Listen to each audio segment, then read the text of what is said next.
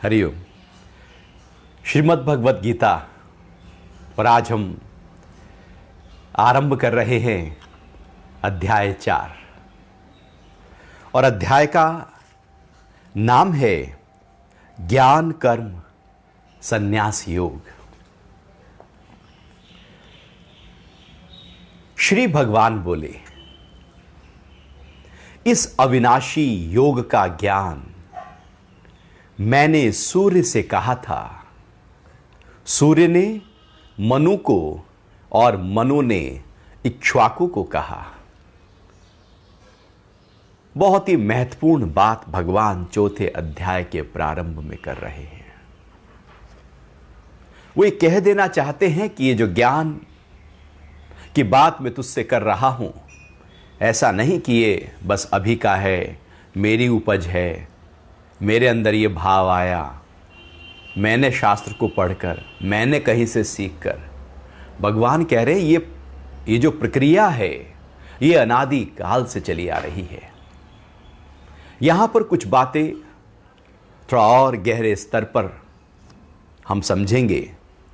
पहली बात है इस अविनाशी, दूसरा है जो योग है, और तीसरा है मैंने, चौथा है सूर्य। ये 3-4 बातें बहुत ही गहराई लिए हुए हैं। पहली बात आती है कि मैंने। ये मैंने कौन है?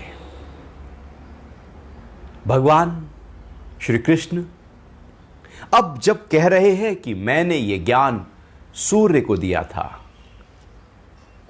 तो वो कृष्ण नहीं, वो साकार कृष्ण नहीं जो अर्जुन के मित्र हैं, सामने खड़े हैं, सखा हैं, सारथी हैं, अर्जुन को कुछ बता रहे हैं। अब यहां पर जैसे ही भगवान कहते हैं मैंने, तो उनकी मैं पूरी विशाल मैं हो जाती है। वो मैं ऐसे ही समझो कि मानो साक्षात वो निराकार परमात्मा उनके मुख से बोल रहा है। जैसे जब कोई पाठ किया जाता है, कथा की जाती है, भागवत कथा होती है, तो जिस गद्दी के ऊपर, आसन के ऊपर बैठकर कथा की जाती है, उस आसन को कहा जाता है व्यासपीठ। व्यासपीठ का मतलब है कि अब वो व्यक्ति जो कथा कर रहा है वो कथा नहीं कह रहा, बल्कि वो एक माध्यम है। उनके मुख से वेद व्यास जी का जो ज्ञान है वो प्रवाहित हो रहा है, ये परंपरा से चला रहा ज्ञान प्रवाहित हो रहा है। चूंकि महाभारत, गीता सबकी रचना वेद व्यास जी ने की, ऐसे ही भगवान श्री कृष्ण कह रहे हैं, इस मुख से कह रहे हैं, वो उस समय पूरी तरह से परमात्मा की बात कर रहे हैं। उस परमात्मा की बात कर रहे हैं जो पूरी तरह से व्याप्त है इस पूरे ब्रह्मांड में, जो अनंत काल से है ही है। वो जो परमात्म तत्व है, भगवान वहां पर अब उसी परमात्म तत्व से एकाकार करते हुए कह रहे हैं मैंने ये ज्ञान। कभी भगवान अर्जुन के सखा बनकर बात कर रहे हैं, कभी गुरु की तरह बात कर रहे हैं, कभी सारथी की तरह बात कर रहे हैं, कभी रिश्तेदार की तरह बात कर रहे हैं, कभी प्रकृति की बात कर रहे हैं, कभी पुरुष की ज्ञान की बात कर रहे हैं, कभी स्थित प्रज्ञ की बात कर रहे हैं, कभी गुणों की बात कर रहे हैं। अलग अलग स्तर पर आकर भगवान चर्चा कर रहे हैं। लेकिन कुछ श्लोक ऐसे आते हैं जहां पर भगवान परमात्मा के रूप में बात कर रहे हैं, उससे इतर नहीं। उस शरीर से उनका कोई मतलब नहीं जो शरीर उनका था, वो साकार से कोई मतलब नहीं, अब तो केवल निराकार का भाव जगा हुआ है। वो जो उनकी वाणी निकल रही है वो फकत परमात्मा की वाणी है। अब ये जो देश है, काल है, ये जो बाहर की स्थिति है, समय है, उनसे परे चले गए हैं, वो गुणों से परे चले गए हैं, वो गुणातीत होकर बात कर रहे हैं। वो प्रकृति से परे पुरुष तत्व में आकर जो परम पुरुष है वहां पर बात कर रहे हैं, जिसको ईश्वर कहा जाता है।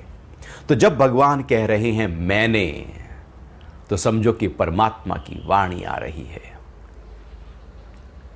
फिर दूसरी बात भगवान कहते हैं, इस अविनाशी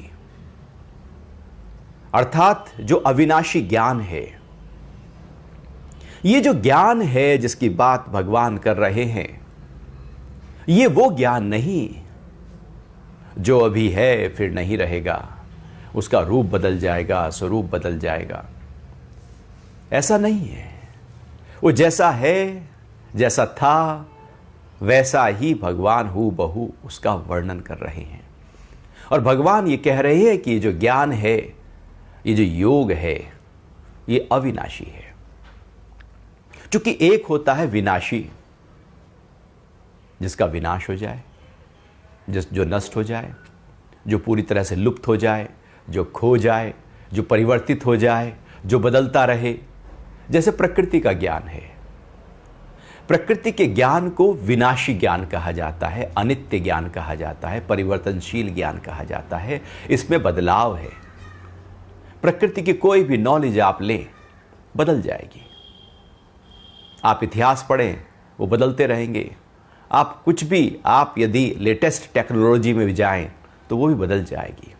जो 10 साल पहले थी आज तो बहुत पुरानी हो चुकी है। 1 महीना पहले जो टेक्नोलॉजी आई थी वो आज पुरानी हो जाती है। बदल रहा है। प्रकृति का ज्ञान बदलाव पर टिका हुआ है, क्योंकि प्रकृति खुद ही बदल रही है। जो खुद ही बदल रही है उसका ज्ञान भी बदलेगा ही बदलेगा। या तो उसके मर्म को जाना जाए, उस ऊपर के ज्ञान के अंदर के जो ज्ञान है उसको समझा जाए। तो प्रकृति का ज्ञान विनाश से ओतप्रोत है, लेकिन जो पुरुष का ज्ञान है, जो योग का ज्ञान है, वो अविनाशी ज्ञान है। उसका कभी नाश नहीं हो सकता। और जिस चीज का कभी नाश नहीं हो सकता, जो अविनाशी है, वो रहेगा ही रहेगा। फिर ये कब से हुआ? अर्थात ये तो आरंभ से है ही है, पहले से ही है। इसका कोई ऐसा नहीं कि उत्पन्न हुआ। जो चीज पैदा होती है, उत्पन्न होती है, आरंभ होती है। जो आरंभ होता है उसका अंत होता है, जो पैदा होती है वो मरती है। तो जो उपजा है वो तो नष्ट हो जाएगा। जो है ही है, जो आरंभ जिसका हुआ ही नहीं है, जो जब आरंभ हो रहा था उससे पहले भी वो था। अर्थात ये जो ज्ञान है, ये जो योग है, ये जो अविनाशी ज्ञान है, ये है ही है। क्योंकि ये जो अविनाशी ज्ञान है, ये किसको पाने के लिए है? जो अविनाशी तत्व है उसको पाने के लिए अविनाशी ज्ञान है। जो विनाश प्रक्रिया है उसको पाने के लिए विनाश वाला ज्ञान है, अर्थात परिवर्तनशील ज्ञान है। परमपिता परमात्मा को पाने के लिए जो ज्ञान है वो भी अविनाशी है। चूंकि परमात्मा अविनाशी है तो ज्ञान भी अविनाशी है, योग भी अविनाशी है, और जिसको पाया जा रहा है वो भी अविनाशी है, मार्ग भी अविनाशी है, तो लक्ष्य भी अविनाशी है। ऐसा नहीं कि हम परिवर्तनशील ज्ञान के माध्यम से अपरिवर्तनशील तत्व को अनुभव कर लें। ऐसा हो नहीं सकता। फिर तो प्रकृति का ज्ञान जिसके पास सारा है, पूरी प्रकृति की सारी अप टू डेट नॉलेज है, क्या वो परमात्मा को पा सकता है? नहीं पा सकता। प्रकृति का ज्ञान प्रकृति के लिए है, परमात्मा के लिए नहीं। प्रकृति का ज्ञान कितना भी हो जाए, बुद्धि का विकास होगा, लेकिन आत्म तत्व तक उसको हम अनुभव नहीं कर सकते। तो अविनाशी ज्ञान को जब हम, ये जो योग है, जिसको योग कहा है, यहां योग को भी थोड़ा समझें कि योग का मतलब कुछ आसन कर लेने से नहीं है कि कुछ खड़े होकर आसन कर लिए, कमर केवल लेटकर आसन कर लिए, पेट केवल लेटकर आसन कर लिए, बैठ कर आसन कर लिए, श्वास भर लिया, अनुलोम विलोम प्राणायाम हो गया, भस्त्रिका प्राणायाम कर लिया, भ्रामरी प्राणायाम कर लिया, कुछ नेति क्रिया कर ली और योग हो गया। योग है एक ऐसा मार्ग, एक ऐसा रास्ता जो मुझे पहुंचा दे मेरे अपने स्वरूप से। ये आसन, ये प्राणायाम तो इस शरीर को, इस अन्नमय कोश को, इस प्राणमय कोश को स्वस्थ करने के लिए है और तैयार कर देने के लिए है, उस योग तक पहुंचने के लिए। ये योग तक पहुंचने के लिए एक मार्ग तैयार करते हैं। आसन योग नहीं, बल्कि योग में आसन होते हैं। आसन योग नहीं कहलाएगा। योग है उस परमात्मा को पाने की जो प्रक्रिया है हमारी, वो योग कहलाएगा। लेकिन यदि आप स्वास्थ्य को पाने की प्रक्रिया कर रहे हैं तो वो योग नहीं कहलाएगा। जब हमारा लक्ष्य परमात्मा हो जाए और उसके लक्ष्य की प्राप्ति के लिए जो रास्ता हो, उसको योग कहते हैं, उसको ज्ञान कहते हैं। लक्ष्य वो हो, यदि वो लक्ष्य नहीं तो फिर सब अज्ञान हो जाता है। ज्ञान और अज्ञान में यही अंतर है कि जो परमात्मा को पाने के लिए किया जा रहा है वो ज्ञान है, और बाकी जो प्रकृति और शरीर और मन के लिए किया जा रहा है, वो तो बुद्धि के विकास के लिए किया जा रहा है, वो तो फिर अज्ञान ही है। तो जो अविज्ञान है वो योग है और वही अविनाशी है, जो कभी भी, जिसका नाश, डेटोरिएशन हुआ ही नहीं है। और तीसरी बात यहां पर भगवान कह रहे हैं कि ये मैंने ज्ञान, ये जो अविनाशी ज्ञान है वो मैंने सूर्य को दिया था। सूर्य अर्थात सृष्टि का आरंभ। प्रकाश है तो सृष्टि है, अंधेरे में सृष्टि का प्रारंभ नहीं हुआ। प्रकाश ही, सूर्य ही है जो सृष्टि के आरंभ में ही था। जैसे ही सृष्टि की प्रक्रिया हुई, सूर्य का निर्माण हुआ। तो भगवान कह रहे हैं सूर्य को सबसे पहले मैंने सूर्य को दिया था। अर्थात प्रकृति के आरंभ में, जैसे ही आरंभ हो रही थी प्रकृति, ये ज्ञान मैंने उस समय पूरी तरह से प्रकृति के आरंभ में भी प्रकृति में रख दिया था, रच बस गया था। अर्थात ये ज्ञान उससे पहले था, जब सृष्टि का आरंभ हो रहा था। सूर्य से पहले ये ज्ञान था। ऐसा नहीं कि ये ज्ञान कहीं बाद में आया, ऐसा नहीं कि वेद आए तो ज्ञान आया, उपनिषद आए तो ज्ञान आया। ज्ञान पहले से ही था, वेदों में उसको लिखा गया, उपनिषदों में लिखा गया, जो था अनुभव करके उसको लिपिबद्ध किया गया। तो मैंने ये ज्ञान सूर्य को दिया। सूर्य का मतलब है प्रकाश। यदि अपने अंदर भी देखें तो ज्ञान का प्रारंभ प्रकाश से ही होता है, और अज्ञान अंधकार है। अज्ञान ही अंधकार है, ज्ञान ही प्रकाश है। जैसे ही हम ज्ञान की स्थिति में आते हैं, प्रकाश एकदम हमारे अंदर प्रज्वलित हो जाता है। ज्ञान प्रकाश देता है, जिसको भगवान सूरज कह रहे हैं। और जैसे ही वो ज्ञान हमारे अंदर उत्पन्न होता है, हम प्रकाशित हो जाते हैं। जैसे ही ये सृष्टि का आरंभ हुआ, सृष्टि जो प्रकाशित हुई है वो इसी ज्ञान से प्रकाशित हुई है। या यूं कहें कि सूर्य का निर्माण भी इसी ज्ञान के आधार पर हुआ है। चूंकि मैं एक हूं और अनेक रूपों में प्रकट हो जाऊं, एकोहम बहुश्याम, जो वाक्य है उपनिषदों का कि मैं एक हूं, अनेक रूपों में प्रकट हो जाऊं, परमात्मा के अंदर जो भाव था, तो उसका ही संकल्प, परमात्मा का ही संकल्प सारे में बिखर गया, परमात्मा ही फैल गया है सारे में। तो सूरज में भी वही है। आज कुछ हमने रिसर्च देखी, आपने भी देखी होंगी, कि नासा वैज्ञानिक कहते हैं, उन्होंने कोशिश की, प्रयास किया कि सूरज में वो जो आग का गोला है, तो वहां पर क्या आवाजें हो रही हैं। तो रिसर्च की गई, तो ऐसा रिसर्च से जब वहाँ की आवाज़ों को कैप्चर किया गया और उनको फिर से सुना गया, तो वो आवाज़ें ऐसी ही हैं, नासा कहती है, जैसे ओम ओम ओम। ओम की ध्वनि, अर्थात वो जो ओम है, जो परमात्मा का, तस्य वाचकः प्रणव, महर्षि पतंजलि कहते हैं, वो परमात्मा का जो वाचक है, परमात्मा का जो नाम है, जिस नाम से परमात्मा को पुकारा जाए, वो नाम ओम है। और ये ओम जो है वो पूरे ब्रह्मांड में गूंज रहा है। इसको अनहद नाद कहते हैं। जो पूरे ब्रह्मांड में गूंज हो रही है, कण कण में गूंज हो रही है, वो परमात्मा का जो नाद है, जो नाम जपन है, वो पूरी प्रकृति कर रही है। इसी को अनहद नाद, चूंकि नाद दो तरह के होते हैं, एक आवाज की जाती है, एक खुद ब खुद आवाज होती है।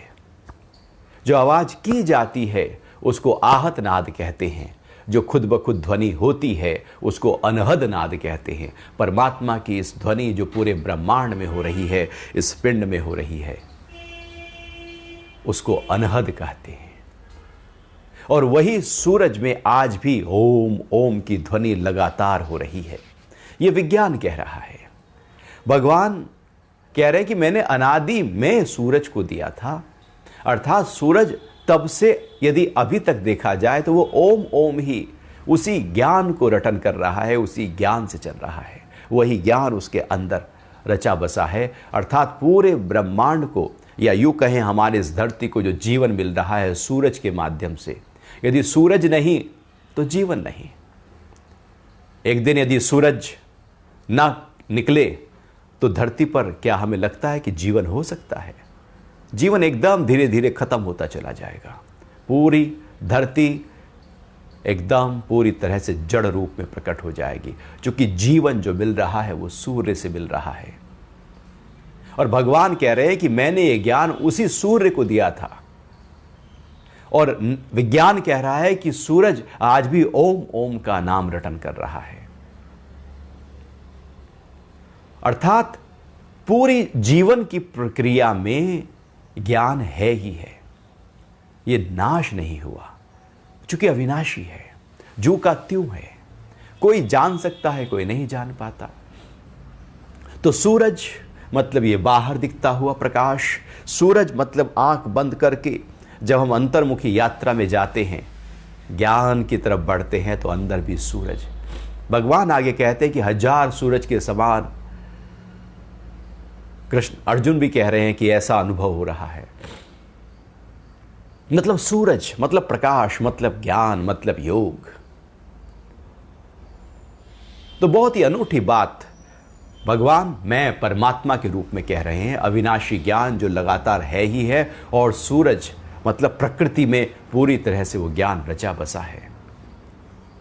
तो इस अविनाशी योग का ज्ञान मैंने सूर्य से कहा था।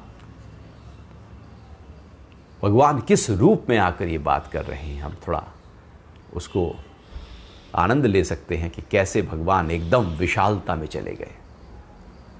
सूरज ने मनु को और मनु ने इक्ष्वाकु को कहा। अब ये सूरज ने वो जो ज्ञान है, चूंकि वो ज्ञान एक बार जो है उसका नाश नहीं हो सकता, फिर वो एक परंपरा चली, एक प्रक्रिया चली, एक लगातार। सूरज ने कहा मनु को, मनु ने इक्ष्वाकु को। मतलब लगातार, ऐसा नहीं कि ज्ञान सूरज को कहा गया और वहीं पर जाकर वो खत्म हो गया। सूरज के बाद वो ज्ञान कहीं आया ही नहीं। यहां पर कहने का मतलब है कि वो ज्ञान समय समय पर दिया गया, एक के बाद दूसरे को पात्र के अनुसार वो ज्ञान गुरु के माध्यम से चलता रहा। नाम तो कुछ भी हो सकते हैं। हो सकता है कि उस प्रकाश से जो हमारे ही अंदर है वो ज्ञान मन को आया और मन से इच्छा को आया। वो ज्ञान बुद्धि को मिला, बुद्धि ने मन को दिया, मन ने इंद्रियों को दिया। वो लगातार वो ज्ञान ऊपर से जो प्रवाह हुआ वो पूरे के पूरे 24 के 24 तत्वों में रच बस गया। और ये ज्ञान बाहर भी उस अनादिकाल से गुरु शिष्य परंपरा से चला आया। मनु, इक्ष्वाकु और फिर न जाने एक प्रक्रिया, एक परंपरा लगातार इस ज्ञान की बनी। चूंकि विनाशी होता, परिवर्तनशील होता, बदल जाता, लुप्त हो जाता, खो जाता, तो शायद ये ज्ञान की परंपरा जो है वो रह ना पाती। लेकिन ये लगातार रही, क्योंकि वो अविनाशी है। अपने अंदर भी हम इसी को ही अनुभव करें कि जब हमारे अंदर ज्ञान उत्पन्न हो, गुरु के माध्यम से, प्रभु कृपा के माध्यम से उत्पन्न हो जाए, तो आप देखना हम केवल वो ज्ञान अंदर ही नहीं है, बल्कि वो मेरे हर हाव भाव में आ गया, मेरे देखने में, मेरे सुनने में, मेरे सूंघने में, मेरे हाथ पैर के गति में, मेरे चलने में, मेरे बैठने में, मेरे बोलने में, मेरे सोचने में, मेरी बुद्धि में, हर स्तर पर वो जो स्थित प्रज्ञ के लक्षण गीता के दूसरे अध्याय में बताए हैं, वो फिर पूरी तरह से ज्ञान व्यवहार में प्रकट हो जाता है। अर्थात उसकी एक परंपरा, एक लगातार धारा बहने लगती है, वो खत्म नहीं होता। एक बार यदि उस ज्ञान का झलक मिल गई तो फिर उसका जो अनुभव है वो जू का त्यों बना रहता है, वो खत्म नहीं हो सकता।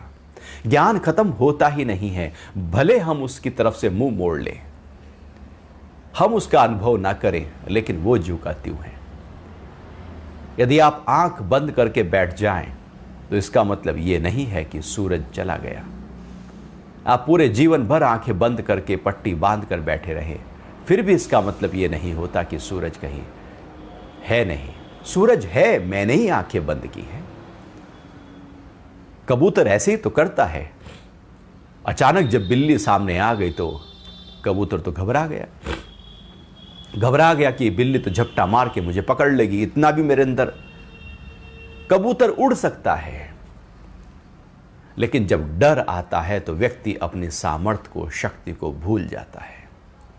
डर उसकी शक्ति को, उसकी सामर्थ्य को, उसकी उड़ने की क्षमता को कहीं भुला देता है। ऐसे ही हम सब में होता है। जब डर आता है तो हम अपनी बौद्धिक विकास, हमारा जो बुद्धि की जो क्वालिटीज़ हैं, हमारे अंदर जो सामर्थ्य है, वो हम सब भुला देते हैं। क्योंकि डर एक अंधकार की तरह आता है, वो सब कुछ एकदम तहस नहस कर देता है। कबूतर भी ऐसे सोचता है कि बिल्ली आई है, उड़ तो सकता नहीं, चूंकि डर आ गया, वो आंख बंद कर लेता है। उसे लगता है कि बिल्ली चली गई। आंख बंद कर लेने से बिल्ली नहीं जाती। हम ज्ञान से मुख मोड़ लें तो ऐसा नहीं कि ज्ञान कहीं लुप्त हो जाएगा, वो तो है ही है, वो तो अविनाशी है।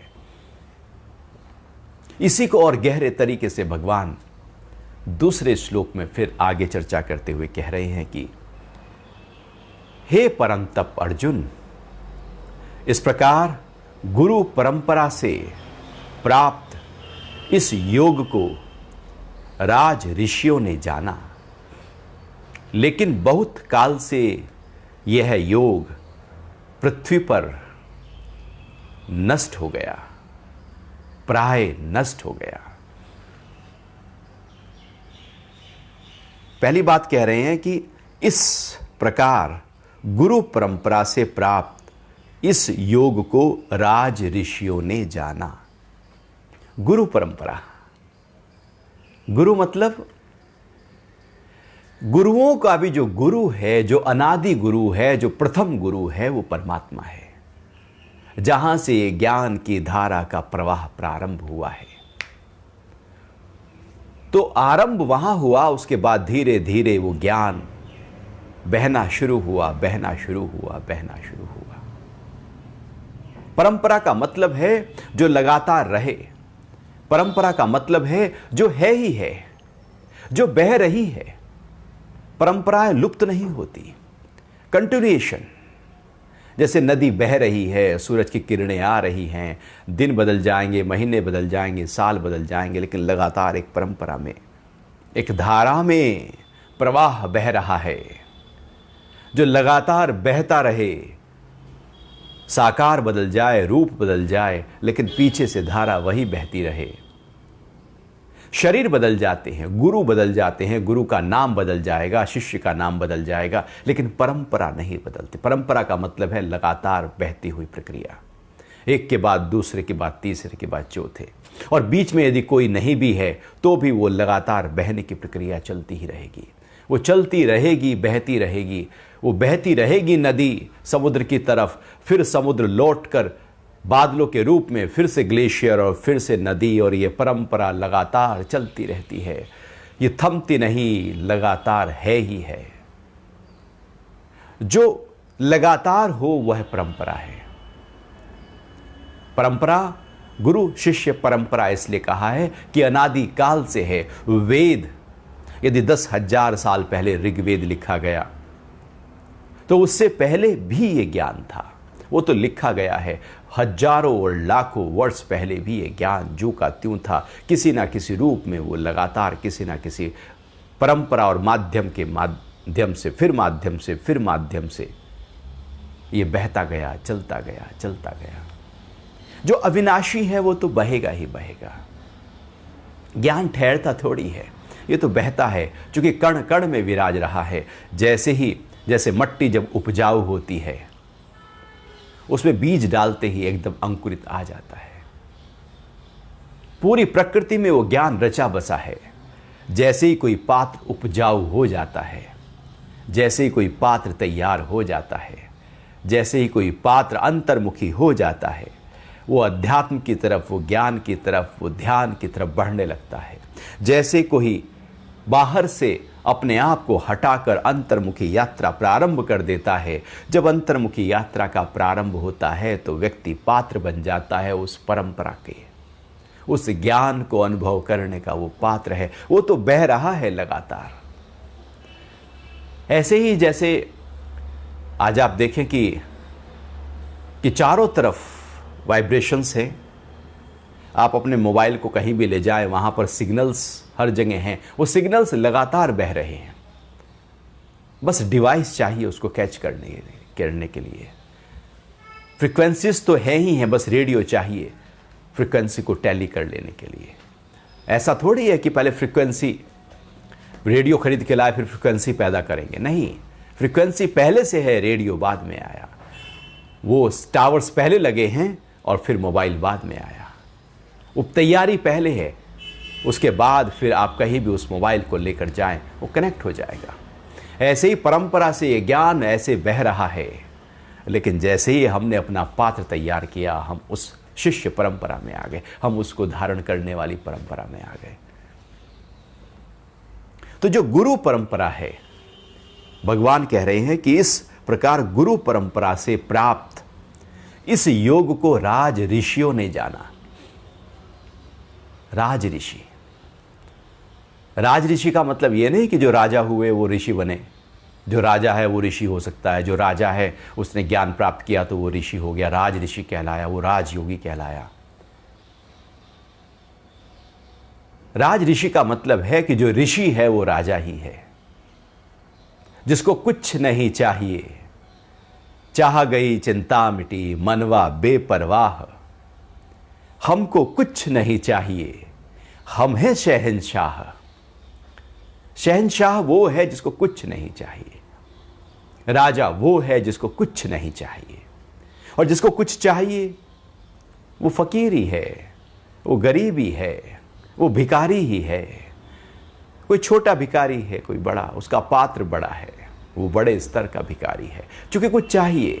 राज ऋषि का मतलब है जो पूरी तरह से इस पूरी जो आसक्ति है, अहंकार है, विकार है, ये जो बाहर की प्रक्रिया है, उसने उसको वहां से अपने आप को मुख मोड़कर जो अंतर्मुखी हुआ वो ही राजा बना। जो बहिर्मुख है वो गरीब है, भिखारी है। जो अंतर्मुखी है वो राजा है। जो अपने अंदर ये अनुभूति ले आए कि मैं राजा हूं, मुझे कुछ चाहिए नहीं, कुछ भी तो ऐसा नहीं है कि जो मुझे तृप्त कर दे, चूंकि मैं पहले से ही तृप्त हूं। ऐसा कुछ भी नहीं है जो मुझे चाहिए, क्योंकि जो चाहिए वो पहले से ही मिला पड़ा है। क्योंकि ये पूरी प्रकृति, सकल सृष्टि से मैं कनेक्ट हूं, मैं जुड़ा पड़ा हूं, मेरी ही तो है। यदि मुझे कुछ चाहिए तो जो मुझे चाहिए मैं उसको केवल पकड़ कर रखता हूं, छोटी चीज को पकड़ कर रखता हूं। लेकिन जब मैं मुट्ठी खोलता हूं तो मेरी मुट्ठी फैल जाती है, जब मैं पकड़ता हूं तो संकुचित हो जाती है। ऐसे ही मन से जब हम कुछ चीजों को पकड़ते हैं, घर को, परिवार को, व्यापार को, कुछ पकड़ते हैं तो बंधते हैं, छोटे होते हैं। हम राजा नहीं हैं। राजा का मतलब है ऐसे अपने आप को पूरी तरह से एकाकार कर देना उस परमपिता परमात्मा और पूरी प्रकृति के प्रति। जो एकाकार की प्रक्रिया हो जाए वही राज ऋषि है। राज ऋषि अर्थात वो ऋषि, ऋषि का मतलब है रिसर्चर, जो खोज लिया है जिसने परमात्मा को, वही ऋषि है और वही राजा हो सकता है। बाकी सब तो बाहर के लोक अध्यात्म का एक राजा होता है और एक जगत का राजा होता है। राजा दो प्रकार के होते हैं। जब आध्यात्मिक स्तर पर राजयोग, राजगुह्य, राज ऋषि की बात की जाए तो उसके मायने अलग हो जाते हैं, और जब जगत के स्तर पर राजा की बात की जाए तो उसके मायने अलग हो जाते हैं। जगत के स्तर पर जो राजा है वो एक राजा है, मुकुट पहना है, धन है और उसका शासन चल रहा है। उसे कुछ चाहिए, उसे धन चाहिए, व्यापार को बड़ा करना है, वसूली चाहिए, बस बड़ा साम्राज्य चाहिए, कुछ अपने खजाने में भरना। वो राजा है जो चकाचौंध में है, पूरी तरह से महल में रहता है, वो राजा है। लेकिन ये जगत का राजा है। वो राजा कभी राजा है, कभी राजा नहीं है। पहले राजा थे, जैसे देश आजाद हुआ तो राजा नहीं रहे।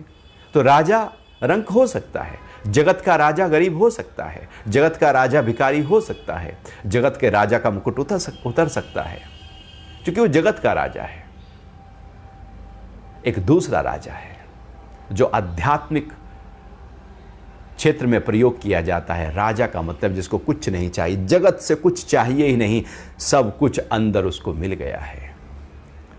जगदीश उसको भीतर अनुभव हो गया है, बड़ा जलाशय मिल गया है, छोटे जलाशय की कोई आवश्यकता नहीं रही। वो फकीर बैठा है ना पेड़ के नीचे, एकदम अलमस्त मदमस्त होकर, चेहरे पर नूर एकदम झलकता हुआ। तो राजा घोड़े से जा रहे थे, तो राजा ने देखा कि जो फकीर है इसके चेहरे पर मुस्कुराहट ज्यादा है, मेरे तो मुस्कुराहट रहती ही नहीं है। अक्सर आप देखना जो राजा जगत के होते हैं उनकी मुस्कुराहट नहीं होती, क्योंकि उनको और का भान होता है। और जो राजा अध्यात्म के होते हैं उनका चेहरा हमेशा खिला होता है, प्रसन्न होते हैं, आनंदित होते हैं, क्योंकि अंदर से आनंद की धारा बह रही होती है। जगत का राजा जबरदस्ती मुस्कुराने में जाएगा, मनोरंजन में जाएगा, अपने आप को कैसे खुश कर लूं वो उसमें आएगा। वो 99 के फेर में हमेशा लगा रहेगा।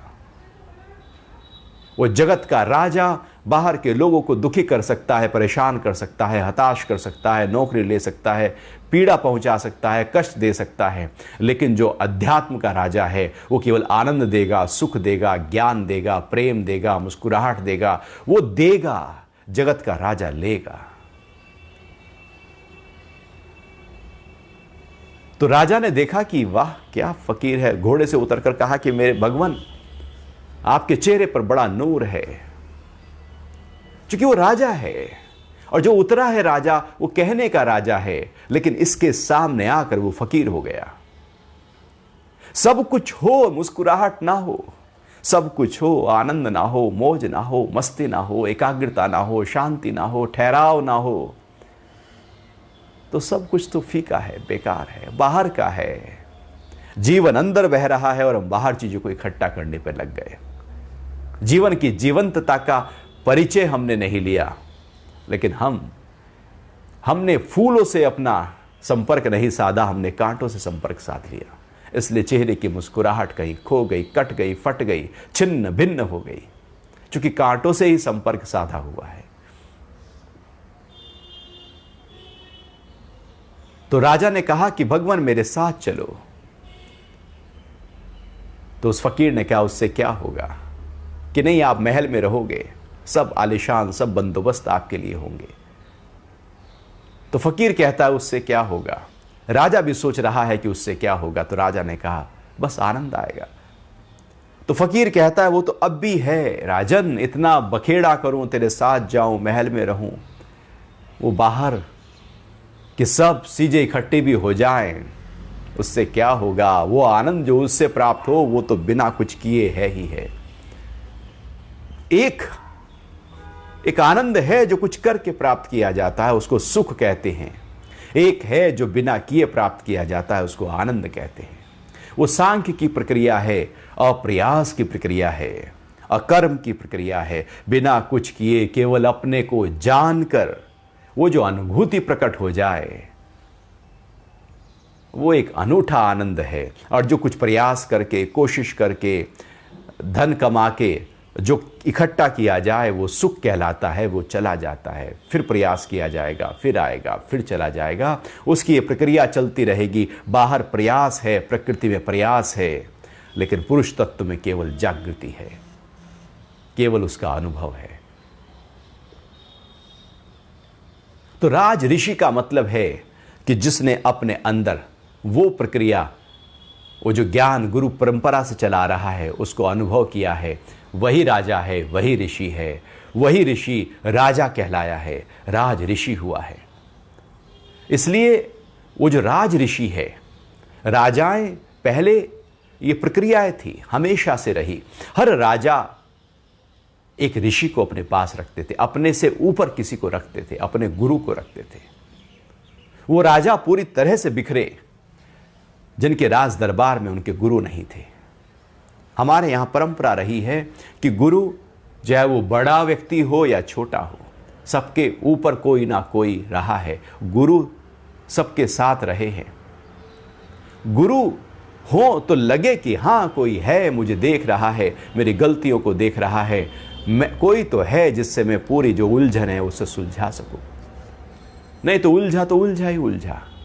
और एक बार व्यक्ति उलझा तो डिप्रेस हो गया, परेशान हो गया। इसलिए कोई चाहिए जो सुलझा दे। और फिर गुरु कौन सा चाहिए?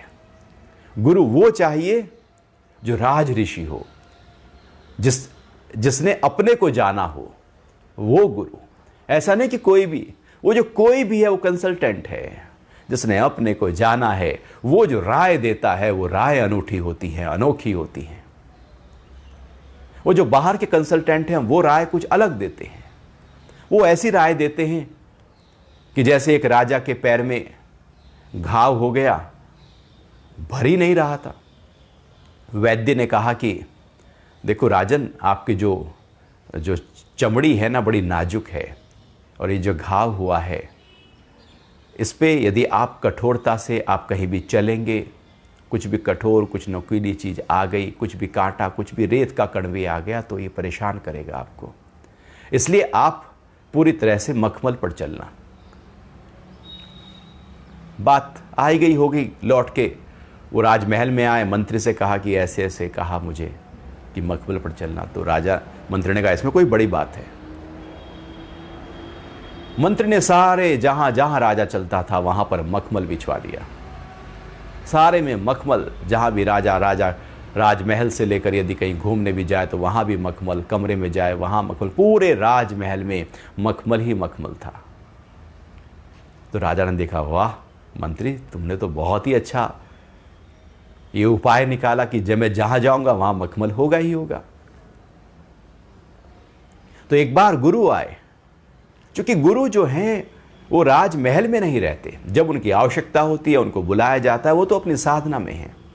जब उनकी कोई ज़रूरत होती है तब उनको निमंत्रण भेजा जाता था, बुलाया जाता था, और ससम्मान से उनका ऊंचा आदर करते हुए उनको बैठाया जाता था। यदि राजा ये सोचे कि ये जो गुरु है वो मेरा एम्प्लॉई है, मैं इसके आश्रम को चलाने के लिए धन देता हूं, तो वहीं पर वो जो प्रक्रिया है वो टूट जाती है। अब वो गुरु नहीं, वो अपने से ऊपर बैठाते थे। और गुरु ने देखा ये सारे में मखमल ही मखमल बिछा हुआ है, राजन ये क्या बात है?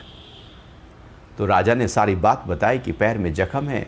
वैद्य ने कहा है, राज्य वैद्य ने, कि आपको मखमल पर ही अपने पांव रखने हैं। तो गुरु ने कहा ये कौन सी बुद्धिमत्ता है, तुमने सारे में मखमल बिछा दिया। तुम अपने पैरों में जूती जो है वो मखमल की पहन लो ना। मखमल की जूती पहनकर तुम जहां जाओगे वहां मखमल ही होगा। नहीं तो तुम तो जहां जहां मखमल बिछा है उसके अलावा तुम कहीं जा ही नहीं सकते। तुम तो बंध गए हो इस मखमल से। तुम घोड़े पर चलोगे, वहां उतरोगे तो कहां मखमल होगा। जूती पहन लो। यह है गुरु का ज्ञान, एक ऊंचा ज्ञान जो जीवन के हर पक्ष में आता है। तो राज ऋषि का मतलब है जो जीवन के हर पहलू में एकदम ऐसे हो। तो राज ऋषियों ने जाना इस गुरु परंपरा को, इस ज्ञान को। लेकिन बहुत काल से यह योग पृथ्वी पर प्राय लुप्त हो गया, नष्ट हो गया। पूरी तरह से नष्ट तो हो ही नहीं सकता। जो अविनाशी है वो पूरी तरह से नष्ट कैसे होगा। लेकिन हां, जब हम अपने आप को पूरी तरह से जगत की तरफ, विकारों की तरफ, अहंकार की तरफ, इच्छाओं और वासनाओं की तरफ रखेंगे तो मेरे लिए ज्ञान लुप्त है लेकिन नहीं है। वो जू का त्यों है, मेरे अंदर अब भी बह रहा है, लेकिन मैंने ही अपने ध्यान को कहीं और रखा है। जैसे व्यक्ति आगरा पर ताजमहल को ढूंढता ढूंढता पहुंचा और ताजमहल पीछे है और उसने मुंह पलटा हुआ है और वहां किसी से पूछा कि मैंने सुना था कि ताजमहल यहीं पर कहीं है, तो उसने कहा कि यदि मैं ऐसे चलूं तो ताजमहल कितना दूर पे है। तो जो एक पर्यटक आया हुआ था उसने कहा, देखो भैया, यदि आप ऐसे चलोगे तो ताजमहल तो करीब ऐसे 33,000 किलोमीटर के आसपास होगा। तो वो कहने लगा, कमाल करते हो, 33,000 किलोमीटर, मैं आगरा में खड़ा हूं, आगरा में ही ताजमहल है। तो पर्यटक ने कहा कि भैया, यदि तुम ऐसे चलोगे तो पूरी धरती का चक्कर लगाकर तुम्हें फिर लौट के यहीं आना पड़ेगा। असलियत में ताजमहल तो तुम्हारे पीछे है, तू तेरा पलट तो जा। उसका मुंह घुमाया तो देखा ताजमहल सामने है। ताजमहल बिल्कुल सामने है, लेकिन मुंह ही पलटा हुआ है, तो वो ताजमहल उसके लिए लुप्त हो गया है, खो गया है, उसके लिए नष्ट हो गया है, प्राय लुप्त हो गया है। लुप्त नहीं हुआ है, वो उसे दिख नहीं रहा। हम भी यदि अपने आप को पूरी तरह से जगत में रखते हैं, इच्छाओं में, वासनाओं में, विकारों में रखते हैं, काम में, क्रोध में, लोभ में रखते हैं, मोह में रखते हैं, अपने वालों में ही रहते हैं, उसके अलावा हमारा कुछ सोचता ही नहीं है, सुबह से लेकर रात तक हम केवल केवल केवल और केवल जगत में उलझे हुए हैं, तो ज्ञान हमारे लिए प्राय लुप्त हो गया है। क्योंकि हमने ही अपने आप को बाहर रखा और ज्ञान तो भीतर बह रहा है और हम बाहर ढूंढ रहे हैं, तो लुप्त है मेरे लिए। लेकिन जैसे ही हम अंदर की तरफ जाते हैं, अपने भीतर की तरफ जाते हैं, तो प्रकट है मेरे लिए। जो बाहर की तरफ है उसके लिए लुप्त है, जो अंदर की तरफ है प्रकट है उसके लिए। तो जैसे अर्जुन के लिए पहले अप्रकट था, लुप्त हो गया था, लेकिन जैसे ही भगवान ने ज्ञान देना शुरू किया उसके लिए प्रकट हो गया। तो जब जब ज्ञान मिला तब तब प्रकट हुआ, ज्ञान की अनुभूति हुई तो प्रकट हुआ, नहीं तो लुप्त है। तो पृथ्वी पर प्राय लुप्त हो गया था, लंबे समय तक नष्ट हो गया था। ये गुरु परंपरा जो है वो ही इस धारा को लगातार बनाए रखती है। यदि ये परंपरा कुछ समय के लिए बीच में रुक जाए, ठहर जाए और एक के बाद दूसरे तक ज्ञान लंबे समय तक ना पहुंचे, तो वो परंपरा प्राय बीच में लुप्त हो जाती है। ज्ञान रहता है, योग है, अविनाशी वो तत्व है, लेकिन वो जो साकार है, वो साकार कोई, वो जो डिवाइस है, जो पात्र है, वो भी कोई मिल नहीं रहा है। लेकिन वो ज्ञान की परंपरा बह रही है, वो धारा बह रही है, लेकिन कोई फोन नहीं है, फ्रीक्वेंसी है, फोन नहीं है कोई बीच में। तो भगवान कह रहे पृथ्वी पर प्राय नष्ट हो गया था। यदि हम अपने साथ देखें तो हमारे लिए तो, यदि हमने इस ज्ञान को अनुभव नहीं किया तो ये तो पूरा जीवन हम ऐसे ही जी जाएंगे, लेकिन वो हमारे लिए तो नष्ट ही है, लुप्त ही है। लेकिन गुरु के ज्ञान से फिर से वो ज्ञान जो है, जो लुप्त हो गया था, उसका प्रकटीकरण हो जाता है, उसका अनुभव होने लगता है।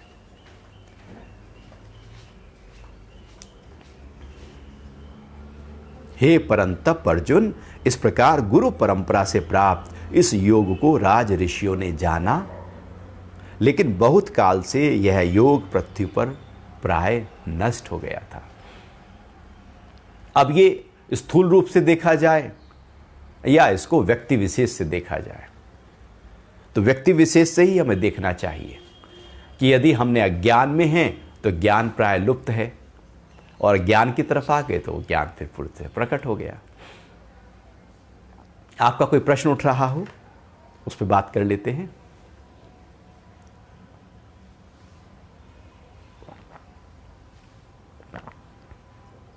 बहुत ही गहरे मीनिंग है दो श्लोक के, इसलिए इसको थोड़ा खोलने की कोशिश की और इसकी गहराइयों को समझने की कोशिश की कि कैसे एक श्लोक की गहराइयाँ हो सकती हैं, उसको कैसे गहराई को समझकर हम अपने अंदर उसका आत्मसात कर सकते हैं।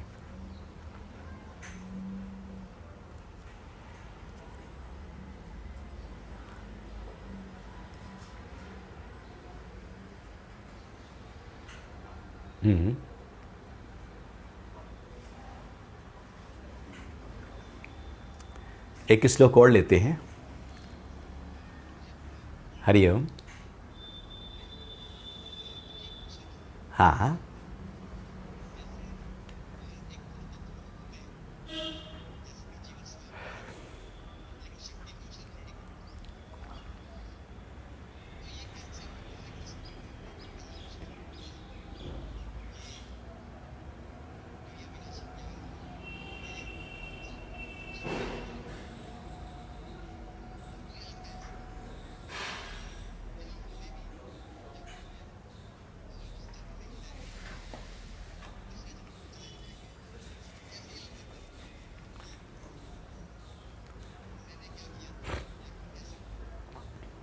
बहुत ही अच्छा प्रश्न है, बहुत ही अच्छा प्रश्न है। और यही प्रश्न अर्जुन का आगे उठने वाला है। सही, बिल्कुल यही प्रश्न अर्जुन आगे ना, अभी चौथे में हम बात करेंगे इसकी। वो कह रहे हैं, अर्जुन बोले, मैं ये कैसे मान लूं कि आपने यह योग सूर्य को कल्प के आदि में दिया था, क्योंकि आपका जन्म अभी हाल का है और सूर्य का जन्म तो बहुत पहले का है। बिल्कुल आपका जो प्रश्न है वो अर्जुन का प्रश्न है। आप उसी ऊंचे स्तर पर जाकर इस ज्ञान को जान पा रहे हैं। असलियत में हमारे अंदर हमारी जो बुद्धि है उसकी सीमा है, और वो सीमा में रहकर ही कार्य करती है, और सीमा में ही वो रह सकती है। जैसे एक व्यक्ति के अनेक जन्म हो, एक जीव के अनेक जन्म हो जाते हैं, जैसे ही जन्म होता है उसके बाद वो जो पहला जन्म की यादें हैं सब धूमिल हो जाती हैं। यदि पूर्व जन्म की सारी यादें हमारे अंदर रहें तो व्यक्ति तो इस जन्म को जी ही ना पाए। यदि उसे पता कि इससे पहले वह कुत्ता था तो क्या आप इस जन्म को एंजॉय कर पाएंगे? और उससे पहले सूअर था, फिर बकरी था, चूहा था। वो हर जन्म में, ये महत्वपूर्ण है, भगवान की एक कला है कि जैसे ही जन्म खत्म हुआ उसकी यादें हमारे चित्त के अंदर जाकर इकट्ठा हो गई, पूरी तरह से डीप रूटेड चली गई, खत्म नहीं हुई। लेकिन अब वो याद नहीं रहेगा, बुद्धि के स्तर पर नहीं आएगा, स्मृति की गहराइयों में चली गई हैं, पूरी तरह से बैक ऑफिस में चली गई हैं, जैसे ब्लैक होल हो उसके अंदर चली गई हैं, लेकिन वो हैं। तो हमारे अंदर भी इस जन्म की यादें भी हैं। आपने 20 साल पहले आप 2 तारीख को कहाँ थे, आपने सुबह क्या किया, शायद आपको याद नहीं होगा। लेकिन यदि आपको हिप्नोटाइज किया जाए और गहरे स्तर से मनोवैज्ञानिक तरीके से आपको उस पिछले याद में ले जाया जाए तो आप उसको हूबहू याद कर सकते हैं कि आपने क्या खाया था, कहाँ गए थे, क्या बात की थी, क्या शब्द बोले थे। चूंकि वो हमारे अंदर सूक्ष्म रूप में पूरी तरह से जैसे सीसीटीवी कैमरा होता है, उसके अंदर सब कुछ है। वो 10 दिन पहले कोई रिकॉर्डिंग देखना चाहें तो आप उसे देख सकते हैं। ऐसे ही हमारे अंदर भी ये जो चित्त है उसके अंदर सब कुछ डेटा अंदर फीड होता चला जाता है। भले काम का नहीं है, बेकार है, लेकिन वो फीड है। उसके कर्म के कोई फल नहीं बन रहे हैं, लेकिन वो फीड है। तो इस जन्म का है। यदि उसकी और गहराई में जाएंगे तो आप उससे पहले जन्म में क्या थे, चूंकि चित्त में वो भी अंदर गहराई में है, वो है लगातार। उससे पहले जन्म में क्या थे, 20वें जन्म में क्या थे, 30वें जन्म में क्या थे, वो है। भीष्म पितामह ने पूछा था भगवान श्री कृष्ण से कि ये जो मैं बाणों की सैया पर लेटा हूं, मेरा कौन सा अपराध था, मेरा कौन सा दंड है, मेरा कौन सा पाप है जो मैं ये देख रहा हूं, ये भोग रहा हूं। भगवान, मुझे तो याद नहीं आ रहा कि इस जन्म में मैंने कुछ ऐसा पाप किया है कि इतना ज्यादा कष्ट कि बेंधा गया हूं मैं। तो भगवान श्री कृष्ण ने दिव्य दृष्टि दी और कहा अपने पिछले जन्म को देख, और पिछले जन्म को देख, और पिछले जन्म को देख। तो भीष्म पितामह ने कहा कि 30 जन्म में देख चुका हूं, मुझे ऐसा कोई पाप दिखाई नहीं दे रहा है जहां पर मुझे उसका ये दंड मिल रहा हो। तो भगवान ने कहा थोड़ा और पीछे जा। तो करीब 32-33वें जन्म में जाकर उसने देखा तो कि वो एक बहेलिया है और वहां पर वो एक सांप है, सांप का छोटा बच्चा है, उसको तिनके से बींध रहा है। तो भीष्म पितामह ने एकदम आंखें खोली और कहा कि भगवान, इतना पुराने जन्म का फल आ जा रहा है। तो भगवान ने कहा कि जो किया है वो तो आएगा ही आएगा।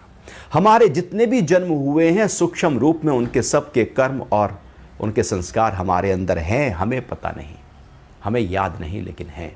जैसे 5 दिन पहले आपने क्या खाना खाया था, आपको याद है? आपको याद नहीं, लेकिन क्या आपने खाना नहीं खाया था?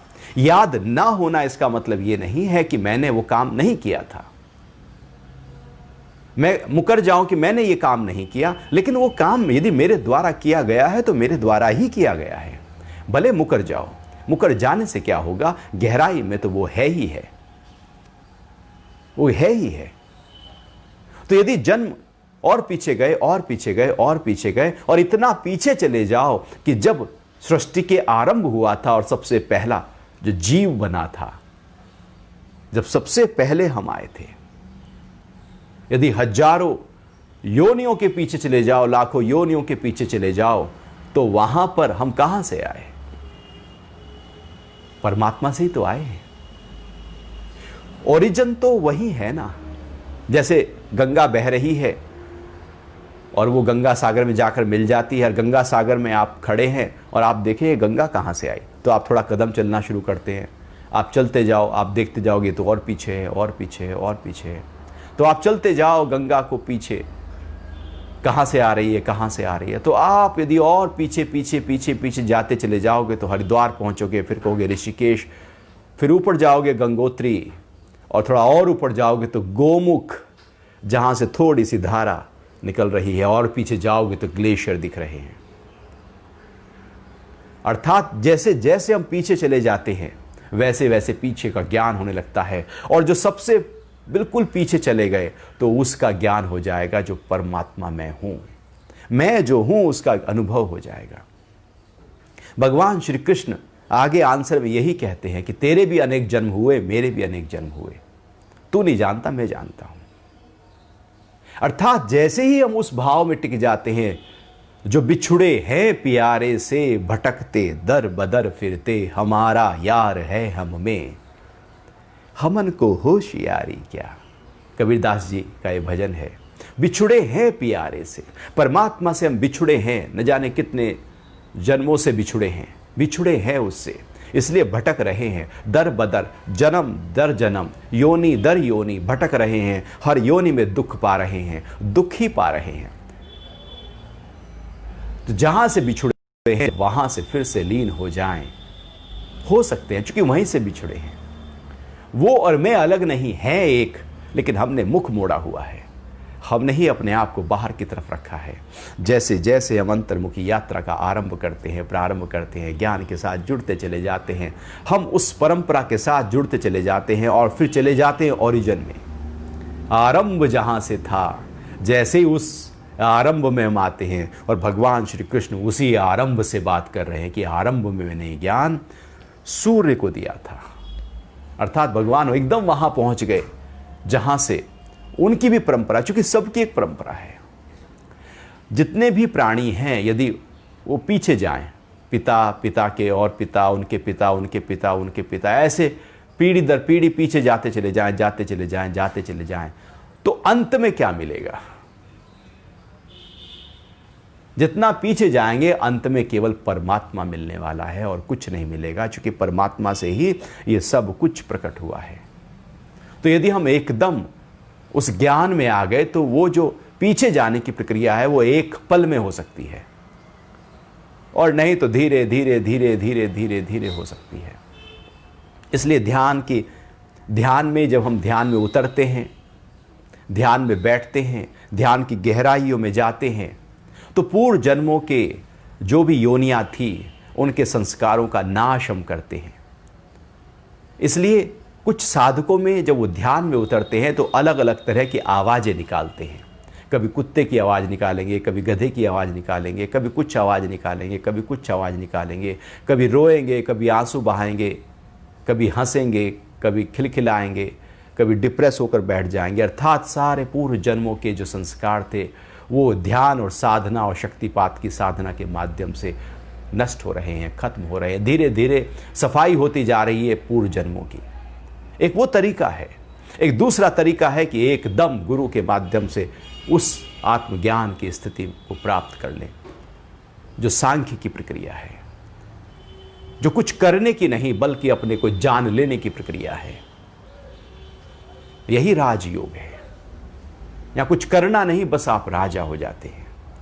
तो भगवान श्री कृष्ण उस समय वो जो अनादि में भगवान ने जो प्रक्रिया और परंपरा शुरू हुई थी, जो सूर्य को दिया था, उस अवस्था में पहुंच गए। हम भी पहुंच सकते हैं। क्योंकि सबके अंदर वो है। ऐसा नहीं कि मेरे अंदर नहीं, उन्हीं के अंदर था। सबके अंदर जू का त्यों है ही है। जैसे सूरज है और आप बहुत सारे कांच के टुकड़े डाल दो, सब में ऐसे बिखेर दो, और आप कांच के टुकड़ों में सूरज को देखो तो सूरज चमकेगा। वो हजारों सूरज चमकेंगे। वो पिक्चर आई थी ना मुगले आजम, वहां पर वो नाच कर रही है और वो सारे में दिख रहे हैं कि इतने सारे शीशे लगे हुए हैं चारों तरफ और इतने सारा नृत्य हो रहा है तो एक ना, नृत्य की एक है, अनेक रूपों में दिख रही है, अलग अलग दिख रही है एक ही। सूर्य एक है लेकिन वो अलग अलग कांच के टुकड़ों में दिख रहा है कि इतने सारे सूरज थोड़ी है तो वो एक ही। ऐसे ही वो परमपिता परमात्मा है एक ही, लेकिन हम सब में वो जू का त्यों रच बस रहा है, बह रहा है, उसकी परंपरा बह रही है, हमसे होकर वो धारा जा रही है। जैसे एक माला होती है और माला में इतने सारे मोती पिरो दिए जाते हैं, तो पिरोने की जो प्रक्रिया है वो धागे से होती है। एक ही धागे ने सारे मोतियों को पिरो दिया है। ऐसे परमात्मा ने जगत के हर जीवधारी प्राणी को अपने धागे में पिरोया हुआ है। परमात्मा से ही हम सब पिरोए हुए हैं, उससे अलग नहीं है। चूंकि अंदर मोती के अंदर छेद करके ही धागा है। हमारे भी अंदर भगवान आगे कहते हैं कि सब जीवधारी प्राणियों में मैं ही हूं, आत्मा मेरा ही अंश है। तो जब वो है ही मेरे अंदर, तो जैसे ही हम उसको अनुभव करते हैं, हम अनुभव कर लेते हैं उस जो आरंभ अवस्था थी जहां से मैं प्रकट हुआ था, उसको जान लेते हैं। उसको तो जान सकते हैं उसको। अभी हमने बाहर जानने की कोशिश की तो बाहर की चीजों को जान लिया। जहां जानने की कोशिश की जाती है, जहां रुचि जगती है, अभ्यास होता है, उसके लिए पूरी तरह से 100% उसी में ही हम रच बस जाते हैं।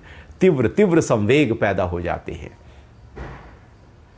बुद्ध से पूछ लिया था उनके शिष्य ने कि भगवान उस परम तत्व को कैसे, उस कैवल्य पद को, उस मुक्त भाव को कैसे अनुभव करें। तो बुद्ध ने कहा कि इतनी तीव्रता हो कि जैसे सिर पे आग लगी हो, उस आग को बुझाने की जितनी तीव्रता हो, जब वो तीव्रता तुम्हारे अंदर पैदा हो जाएगी तो तुम परमात्मा उस अपने स्वरूप को उसी पल जान जाओगे। योग के ग्रंथ कहते हैं कि तीव्र तीव्र संवेग जब पैदा हो जाए तो हम उसको जान सकते हैं। 3 कैटेगरी होती हैं, एक तीव्र, एक मध्यम और एक तनु। तनु मतलब बिल्कुल नीचे, मध्यम मतलब हाँ ठीक ठाक सा हम कोशिश कर रहे हैं किसी चीज को पाने की, और एक होता तीव्र, पूरी तरह से हम कोशिश कर रहे हैं। अब वो जो तनु है, जो सबसे नीचे की स्थिति है, उसकी भी 3 कैटेगरी हैं, तनु, तीव्र, तनु, मध्यम, तनु तनु। अब कोई तनु तनु में है तो फिर वो ऊंची स्थिति में जा नहीं सकता। जो मध्यम है उसकी भी 3 कैटेगरी है, मध्यम, तीव्र, मध्यम, मध्यम, मध्यम तनु। और जो तीव्र है उसकी भी 3 कैटेगरी है, तीव्र, तीव्र, तीव्र, मध्यम और तीव्र तनु। तो जब तीव्र तीव्र जो बिल्कुल टॉप है, जब हमारी रुचि पूरी तरह से उसमें आ जाती है, कि जैसे वो एक शिष्य गुरु के पास पहुंचा कि मुझे उस परम तत्व का अनुभव कराएं भगवान, मैं आपकी शरण में हूं। तो गुरु ने कहा तेरे अंदर रुचि है उसको पाने की? कि हाँ बहुत रुचि है। कि चल ठीक है, कल सुबह मैं नदी स्नान के लिए जाऊंगा, वहीं पर ही तुझको दीक्षा दूंगा और वहीं से ही इस अध्यात्म की यात्रा का आरंभ करेंगे। कि ठीक है भगवान। तो सुबह पहुंचा, गुरु पहुंचे हुए थे, अर्घ दे रहे थे, जल में खड़े होकर, नदी में खड़े होकर सूर्य भगवान को अर्घ दिया जा रहा था। शिष्य पहुंचा तो गुरु ने कहा डुबकी तो लगा, स्नान तो कर। उसने डुबकी लगाई, गुरु ने उसका सिर पकड़ा और पूरी तरह से अंदर पानी के अंदर दबा के रखा। वो छटपटाने लगा, गुरु ने और अच्छी तरह दबा के रखा, छटपटाने लगा, पूरी तरह से हाथ पैर बिखेर दिए कि अब मरा और अब मरा।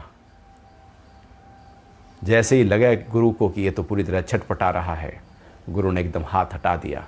वो बाहर निकल के आया, उसकी आंख, नाक, मुंह में सब में पानी भरा हुआ था, एकदम बिखरा हुआ। जाके लेट गया, किसी तरह से अपने आप को सांस फूलते हुए राहत की सांस ली और कहने लगा गुरुजी ये आप क्या कर रहे थे? तो गुरु ने कहा कि जब मैंने तुझे अंदर पानी के अंदर दिया तो तुझे क्या लगा? तो शिष्य ने कहा, मुझे लगा कि एक सांस आ जाए तो बहुत कमाल की है। एक सांस आ जाए, सांस नहीं आ रही थी, दम घुट रहा था, नाक बंद थी, मुंह बंद था, पानी घुसा जा रहा था। गुरुजी, मैं चाह रहा था कि सांस आ जाए, जीवन आ जाए, किसी भी तरीके से जीवन आ जाए। तो गुरु ने पूछ लिया, क्या जैसे अंदर तेरी रुचि थी, तीव्र तीव्र संवेग तेरे अंदर जगा हुआ था, तू जीवन को पाने की जो चाह थी, एक श्वास ले लेने का तेरे अंदर जो भाव प्रकट हो गया था, इतनी रुचि तुझे ज्ञान को प्राप्त करने की है, आत्मा को जानने की है, स्वरूप को जानने की है? तो शिष्य ने कहा, नहीं, इतनी तो नहीं है। तो गुरु ने कहा, यदि इतनी नहीं है तो नहीं मिलेगा, मिल ही नहीं सकता। तीव्र तीव्र संवेग ही हमें अपने स्वरूप तक जोड़ सकता है। उसके निचले स्तर पर कोई भी कैटेगरी में हम अपने स्वरूप को अनुभव नहीं कर सकते। इसलिए बुद्ध कहते हैं, सिर पे लगी हो आग, उसको बुझाने की जो तत्परता है, उतनी तत्परता चाहिए। गुरु कहता है, जैसे जीवन सांस ना आ रहा हो, एक श्वास को पाने की जो उत्कंठा होती है, वो उत्कंठा जब हो जाए तो उसको हम पा सकते हैं। और कोई प्रश्न?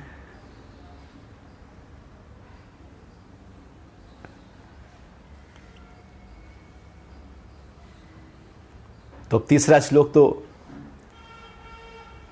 अगले सत्र में लेंगे।